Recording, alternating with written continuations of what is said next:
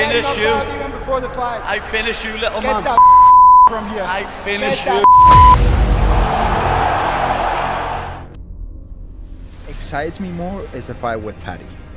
Really? Yeah, that fight excites me even more. And if they could put that fight in Spain, in the Bernabeu Stadium, you don't even need to like sell that fight, it sells itself. Like two people who genuinely dislike each other. You don't really get that. We haven't seen that since like Khabib and McGregor. Right. Two people who actually hate each other, because I hate him. You know what I mean? I wouldn't even want to finish him fast. I'd want to finish him with a minute left in the fight after that. May, who knows, May in the future, we face each other. It could be a great fight. You and Paddy? Me and Paddy. Little Pimple. Pimple? Yeah, Paddy, Pimple, Pimblett. The hand sanitizer boy knocked Holloway out, didn't see that coming, but give him his due. Good finish. Max was the better boxer, but ILIA's the better swinger, isn't he? And he ended up catching him with them big shots on the button. So congrats, fella. Can't wait for Vol to come back and beat you up. I'm willing to anytime. I'd love to fight the Chorizo lad, know what I mean? I've been saying it for years, I'd love to fight him, and now that he's moved up to 55, it's a real possibility. It looks like he's just sitting out waiting for Islam, but I personally think I should be the one to welcome him to the lightweight division. It's got a built-in storyline.